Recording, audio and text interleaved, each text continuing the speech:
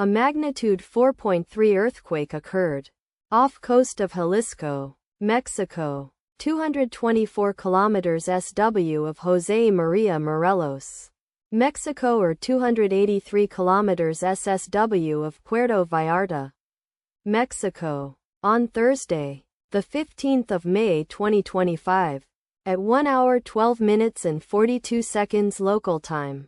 The quake had a depth of 10 kilometers and was not felt, or at least not reported so. Data source from EMSC. Did you feel it? Let us pray. May the earthquake that occurred not affect our brothers and sisters there. May the earthquake not happen again.